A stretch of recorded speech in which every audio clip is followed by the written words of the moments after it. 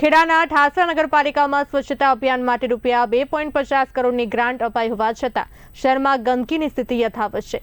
નગરપાલિકા દ્વારા ખરીદવામાં આવેલા લાખો રૂપિયાના સાધનો આજે ભંગાર બની ગયા છે અને બસ સ્ટેન્ડ વિસ્તારમાં ખતરનાક ખુલ્લા ખાડા અને ખુલ્લી ગટરો મુલાકાતીઓ માટે જોખમી બની છે। પાલિકાની પોતાની ઓફિસ પાછળ મળમૂત્રની ગંદકી વર્ષોથી વહી રહી છે, જેના સામે ચીફ ઓફિસર અને પ્રમુખ મૌન છે।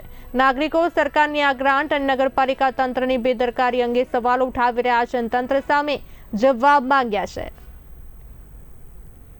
एक्चुअली नगरपालिका પાસે સફાઈ કામદારોની સંખ્યા જ ઓછી છે। દાખલા તરીકે 22-24 સફાઈ કામદારો એટલા મોટા એરિયામાં કામ કરે છે અને હાજરીમાં પણ ઓછા હોય। દાખલા તરીકે ક્યારેક બપોર પછી 10-12 માણસો પણ આવે છે, એટલે માણસોની સ્કેરસિટી પણ છે। એટલા માટે જ આપણે કહું છું ને કે સરકારે આપણે મદદરૂપ થવા માટે સ્વચ્છ અને સુંદર શહેરમાં યોજના આપેલી છે। એમાં મુખ્ય રસ્તાઓની સફાઈ છે એ એજન્સી મારફતે કરાવવામાં આવશે, એટલે આ પ્રશ્નો હલ થઈ શકશે। આજે નગરપાલિકા છે, નગરપાલિકાની અંદર જ આ પરિસ્થિતિ છે, એ બાબતે આપને હું એટલે એ જ વાત કરું છું આપને કે ભાઈ જે ડ્રેનેજ લાઈનો પણ ખુલ્લી છે એના માટે પણ જીઓડીસી મારફત અત્યારે ડ્રેનેજની યોજના કાર્યરત છે અને પાણી પુરવઠા યોજના પણ સરકારશ્રી દ્વારા નગરપાલિકામાં ચલાવવામાં આવે છે। લગભગ 1 વર્ષની અંદર એનું કામ પૂરું થશે, એટલે આપણા બધા પ્રશ્નો છે એ સોલ્વ કરી શકીએ।